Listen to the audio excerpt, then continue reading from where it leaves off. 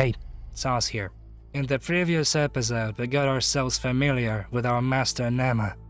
We also met with our companions, Yo-Yo, who now sells us valuable finds from her scavenging, Yachika and Muchika, mechsmith twins who refine our equipment, and Elp, a strange giant mechsmith who specializes on tailoring of new form data for us. Along the way, we learn many things about this world. Now, we depart to Kinako Warp Flower to begin our crusade.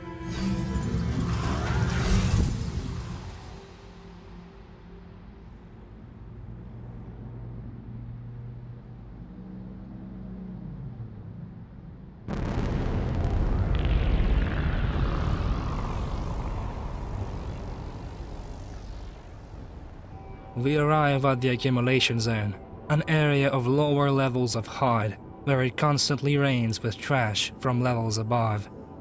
It is a desolate labyrinth of high-rises, now abandoned, ruined, and stripped of anything valuable or worthy of consuming. It was likely built and used by humans some very long time ago. Distant gunfire can be sometimes heard.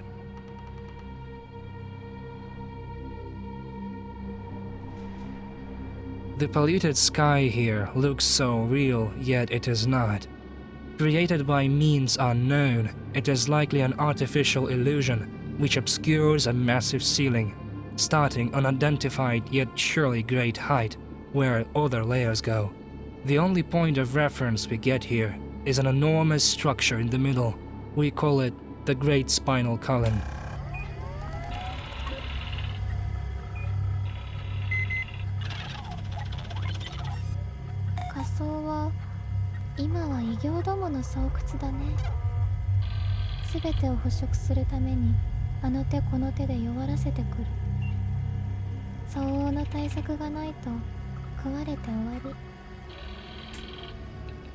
We open our eyes on a pathway towards an inactive node tree.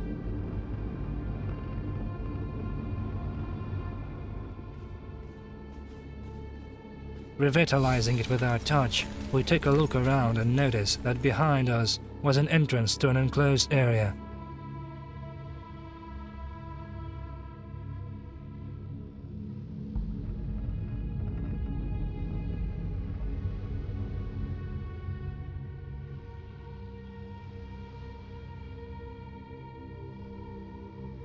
Here we find a nymph equipped with a rather strange frame, akin to a tank, and loaded with heavy armaments. It is doubtful that on this wasteland there could be any friendly locals, so of course we can attack.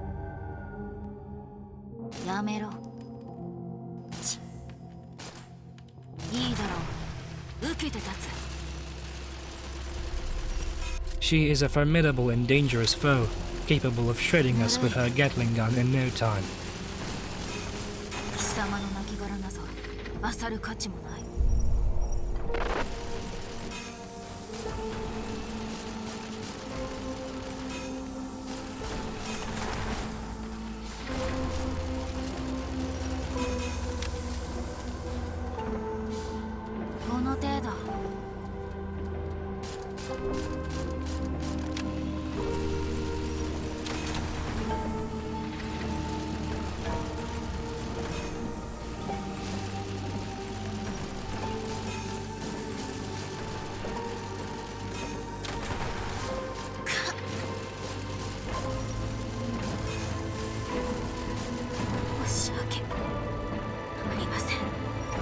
What is she apologizing for?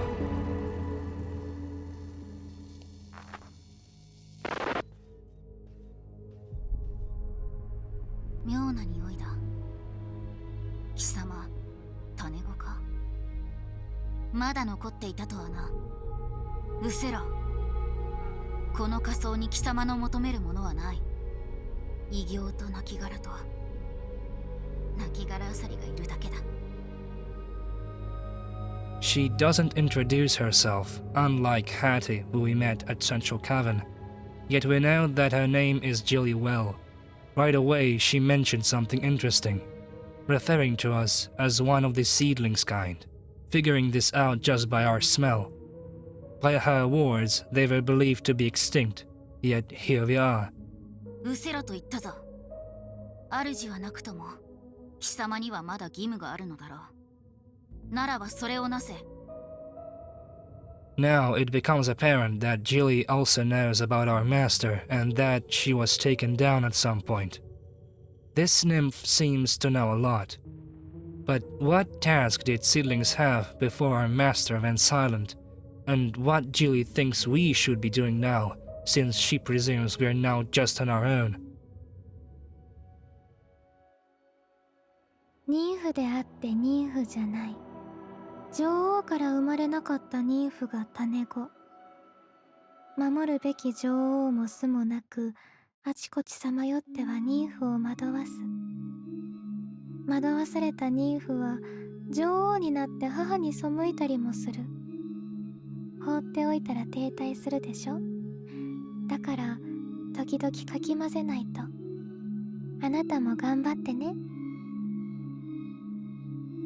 So this is what was the goal of our kind before, to detour nymphs from their nest so they could become a queen. Is this strictly required, or can it happen even without a seedling? Is specifically betraying their former queen also that necessary? So many questions, yet little knowledge to speculate on for now. これをやる。種子の亡骸あさりなど真っ平だ。それを持って失せろ。私は行く。ついてくるなよ。She gives us a breathing pest, a canned worm with detoxifying properties. Wonder if it will be useful later.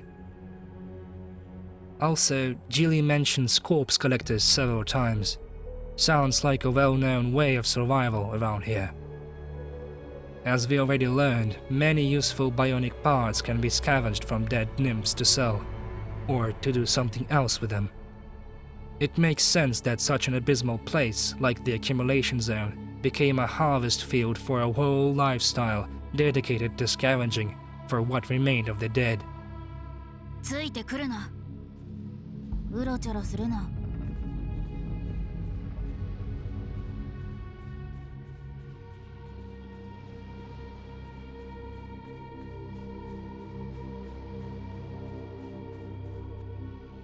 Getting through the ruins, we meet our first enemies here. They look like the same automatons from Central Cavern, yet here, they are all covered in strange biomechanical parasites. They're rogue variants, one of many who now thrive on these lands.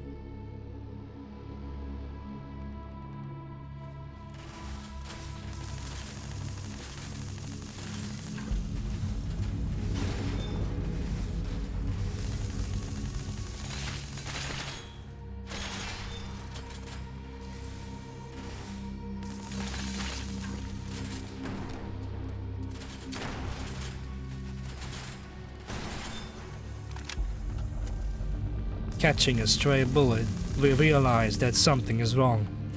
These possessed bots shoot contaminated rounds, covered in a corrosive swarm. We have a limited immunity to it, but upon reaching a certain threshold, this corrosion breaks out and starts to slowly drain our health. On this stage, only healing in a no tree or consuming the breathing pest, what Gilli-Vell just gave us, can clear this effect. Getting ahead of ourselves, almost all enemies in this area apply this corrosion effect, although they also can leave the aforementioned pest after death. Besides the now usual SMG bipeds, we meet a new long-range rifle variation. Interestingly, the automatons here are lacking their heatsinks. Parasitic variants could possibly feed off excessive heat from their hosts, effectively replacing the heatsinks. The back is still a weak spot, as it presumably holds an actual power plant of the automaton, simply covered by thin armor. The inspiration for this parasitic behavior can be derived, for example, from a certain real-life isopod. It attaches itself to a host fish tongue and feeds off blood and other biofluids, eventually replacing the necrosed tongue functionally. As we stated in the previous episode, variants truly inherit the creativity of real wildlife, this being just one example.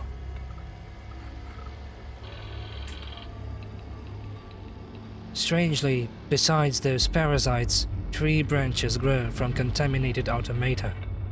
The branches with hexagonal leaves, absolutely identical to the trees of our node network.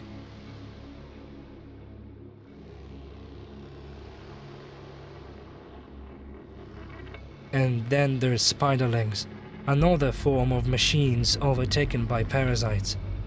These use corrosive shotguns and operate in numbers, quickly swarming and engulfing us in an unavoidable storm of contagious pellets. And just when we finish this wave, there comes another one. They seem to never end. That is, until we trace where they come from and see how they just appear out of thin air.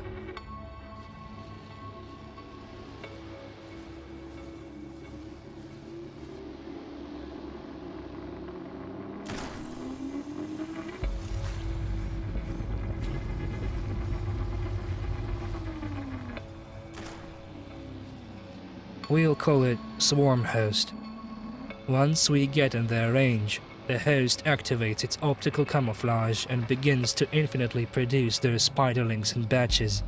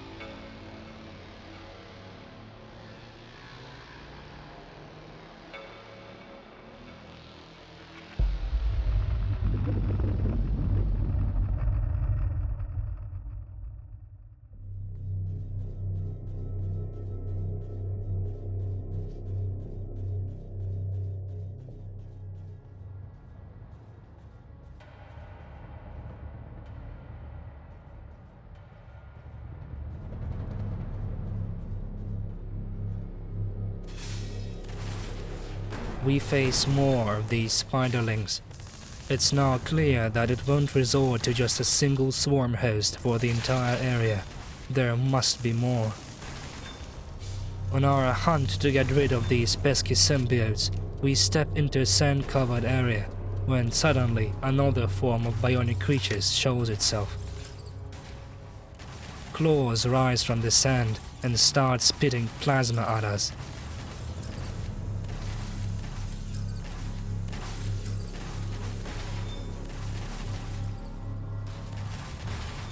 We resort to quickly gliding past them as they're bound in place.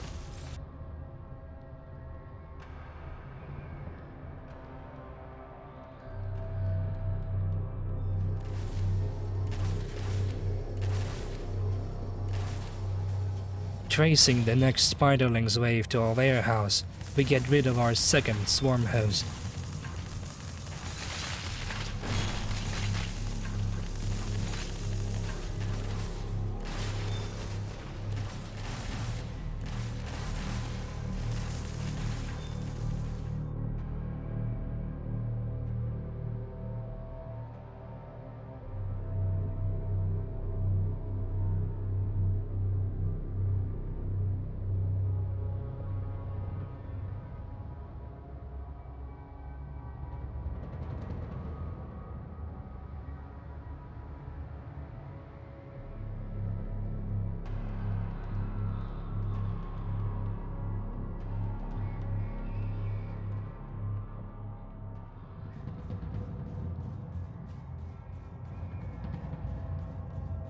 We find a road up, and following it, we enter a beautiful field of variant flowers.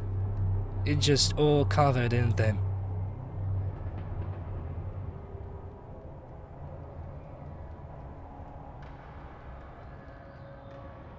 Some time ago, this area seemed to be a sort of railroad conjunction, but now it's unoperational.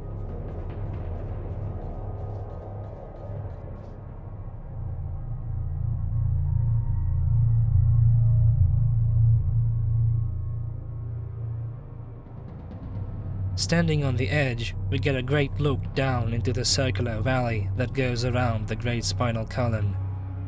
Two distinctive areas can be spotted with differently colored miasmas. We also get a better look at the column itself here.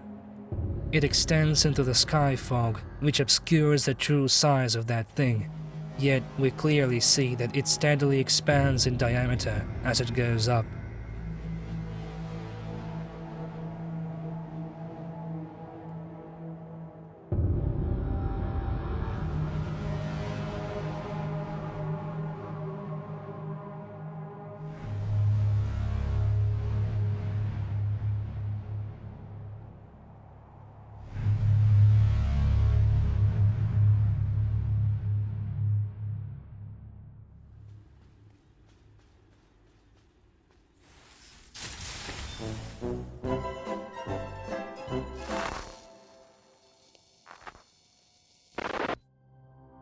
That thing hits hard.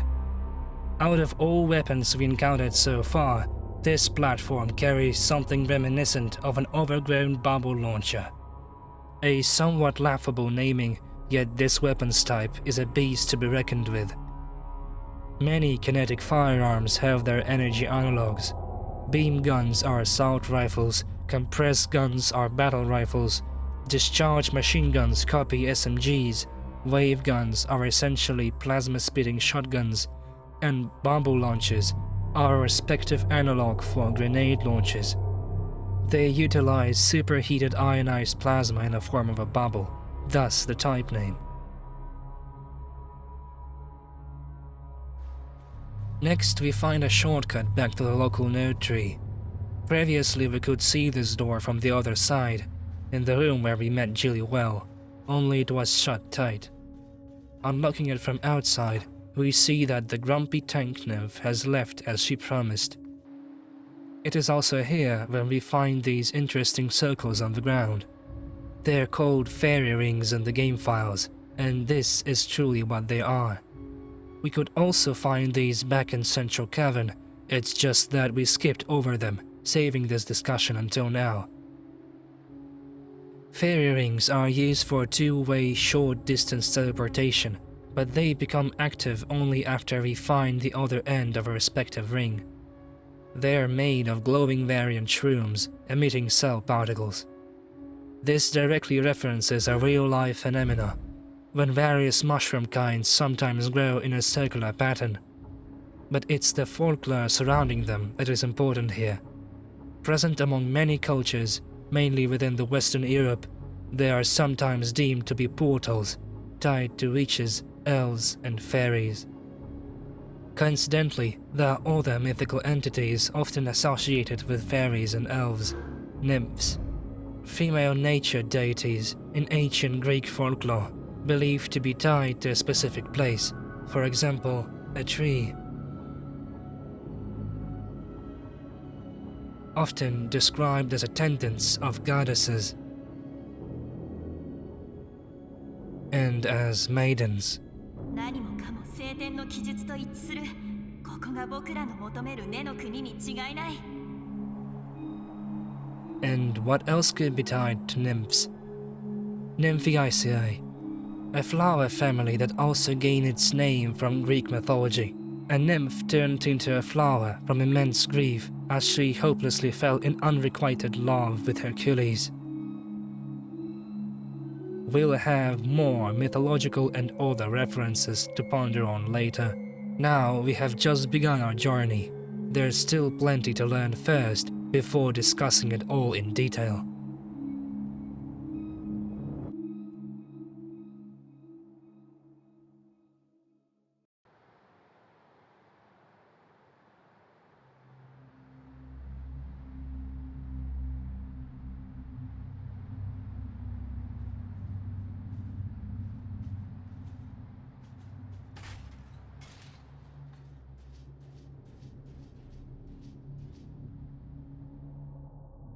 Here, in this hidden corner, we can find a pristine bipedal automaton chassis. This platform is lacking its head, a critical component. Thus, it's inactive and presents no threat to us, nor can we do anything with it. But we might find use for it later.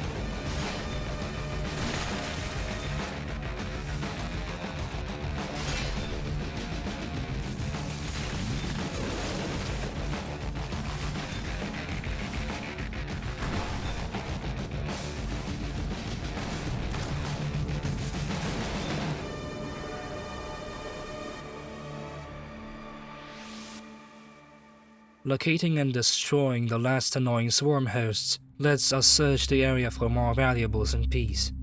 Scavenging here, we find an alluring item, a so-called pearl, what seems to be an essential element for queens to create a new nymph. As valuable as gold, given that these pearls are often used as a bargain item. Though we could sell it, better keep such rarity until there will be better use for it. What can be noticed throughout the Accumulation Zone?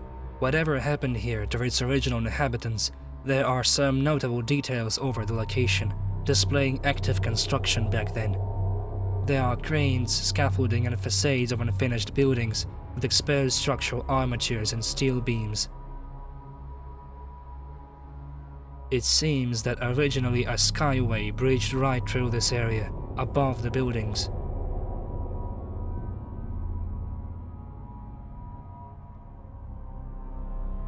But now it's broken apart, with its sections scattered all over the place.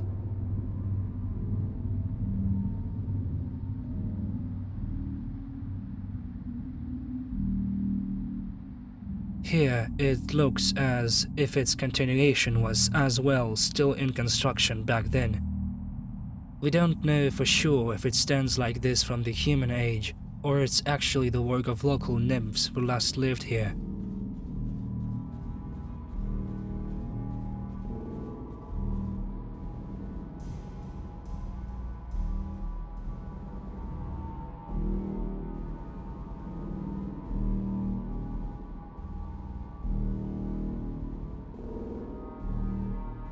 We enter yet another sand-filled alley, with variants again hiding below.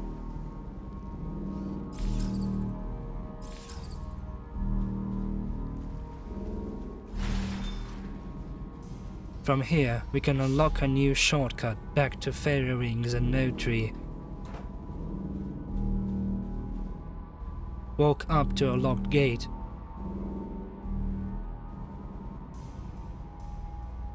Or climb the stairs to our vast vault.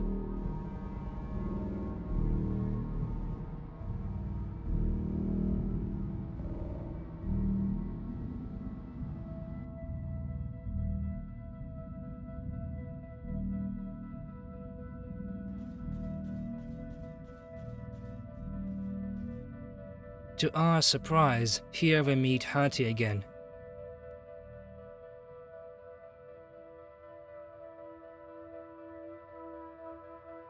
また会えるとは。お互い気をつけよう。この仮装は異形どもでいっぱいだ。そうだ、これを受け取ってくれ。この前のお礼だよ。Now she, just like Gilli, gives us another package of breathing pest. 聖典に記された根の国がこの仮想だとする説は否定されて久しい。この地に跋扈する異形のことなど聖典には一行も書かれていないからね。だから僕は考えたんだ。ホドには仮想の舌があるんじゃないかって。たどり着いた根の国で君に出会った。すべては主の導きだろう。一つ約束しないか。必ず生きて帰るって。君には無事でいてほしいんだ。どうか気をつけて、アウラン。The exit from Central Cavern must be somewhere nearby, it seems, as Hati now elaborates on how and why she ended up back there where we first found her. She looked for some kind of a promised land, and turns out the Central Cavern fitted its description perfectly. Is it a coincidence that our hub, the Decade Brood Chamber, is also located within this presumed Maiden Realm?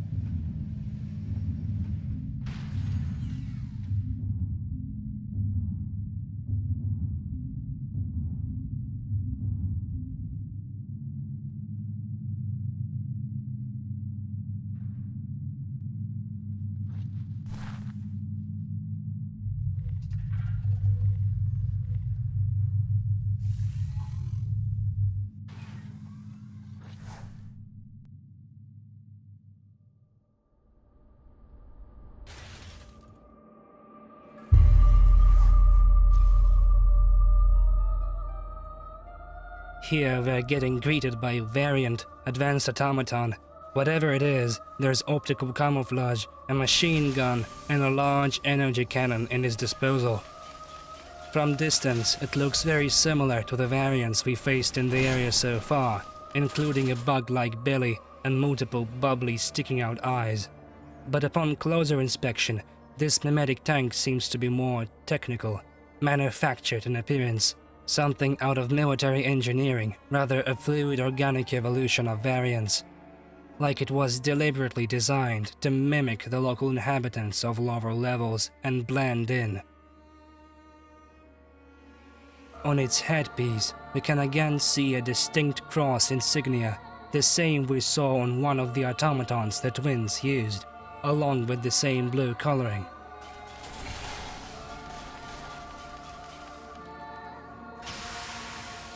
The Mimetic Tank deploys various tricks against us, smoke screens to hide itself during cloaking in order to change position, proximity mines, holographic decoys amongst which the real tank hides while we try to figure out which one it is, only to eat a few bombs in the face once striking the wrong target.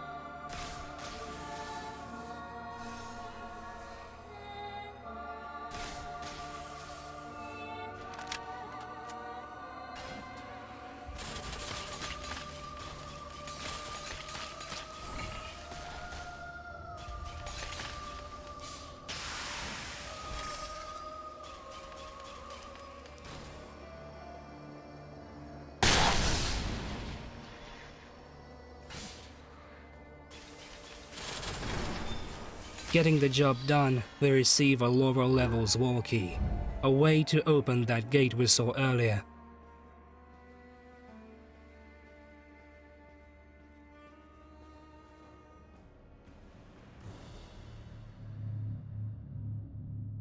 The purpose of this sword is uncertain. It resembles a Tokyo flood reservoir, looking almost identical.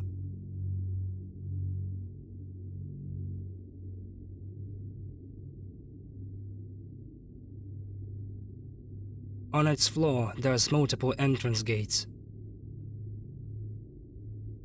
Several cutouts are present on one side, what seem to be maintenance access points for water communications.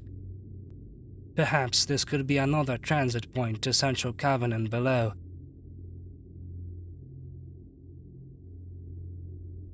This entire reservoir must be numbered 162, with G08 being the access point we come from.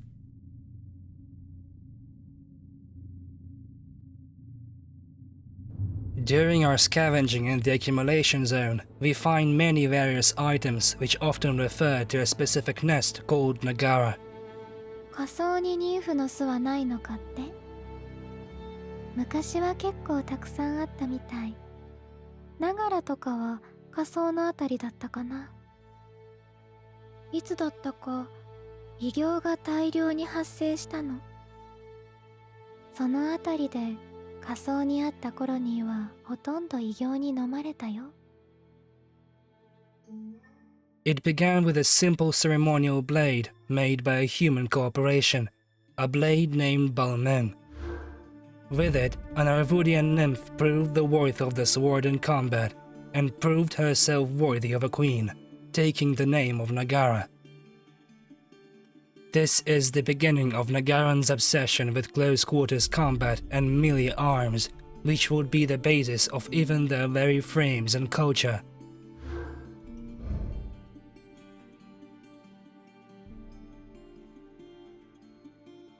The nymphs of Nagara followed suit with their queen, picking the blade and holding a general distaste for firearms. Nagarans in fact considered handguns to be no different than a melee weapon, using them in tandem with short blades. This stems back to when Prime Nagara was granted a Type 14 pistol during her days under Queen Arvid. Within the nest of Nagara, it was produced without any change until the day it fell. For a mediocre nymph to be born in this nest, between great sword wielders and swordsmithers, it was a tough life. Aside from handguns, shotguns were also common among the soldiers of Nagara, though their interest was in a different place from most. The Vagana is a double-barreled shotgun created from a mishap, causing both barrels to fire simultaneously, as Nagarans prefer to risk everything on this single pull of a trigger. A majority of Nagaran tactics involve risking everything, and they are willing to throw their very lives into their blades, thrusting straight into the enemy with no hesitation or expectation to live.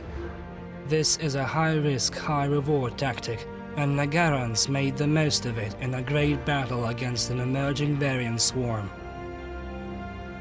Despite their unrelenting battle tactics and willingness to sacrifice themselves though, Nagara ultimately succumbed to the Varian hordes, as Nama so tells. Yet the wisdom of this nest did live on. An example of this, LBH-091.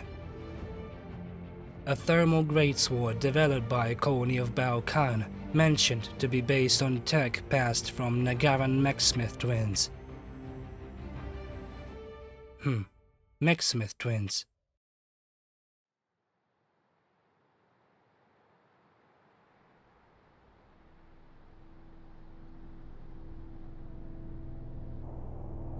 Back at the Flowerfield, we notice a guest. A lone nymph stands in the distance.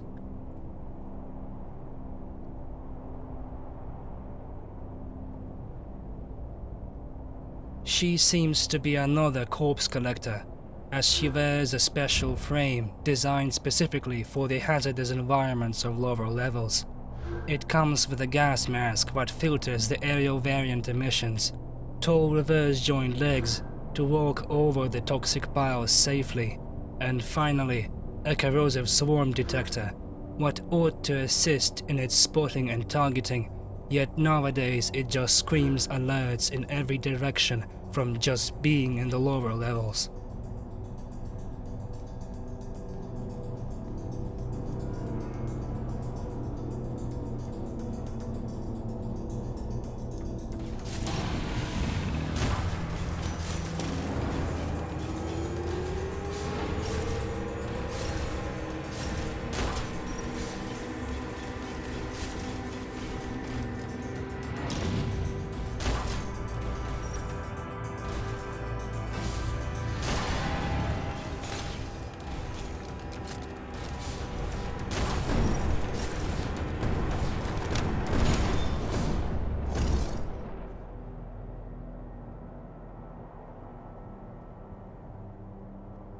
This scores our first ever Nymph kill, if we were going for the sane route.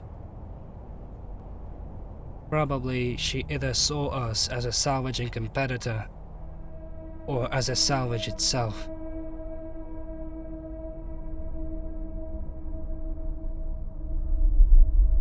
Hidoi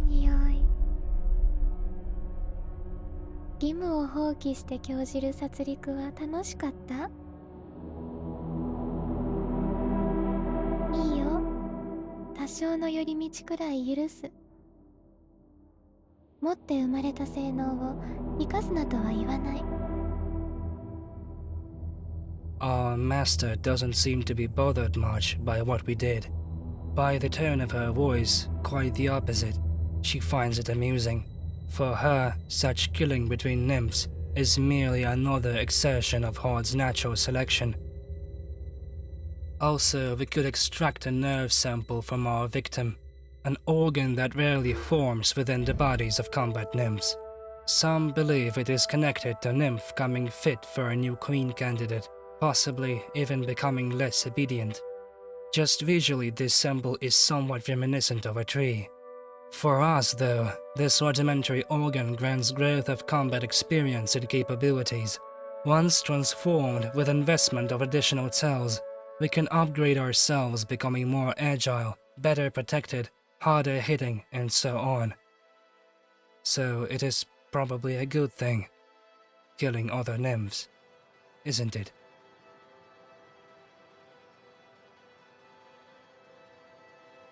With all preparations done, we can get further into the lower levels, as we now possess the gate key.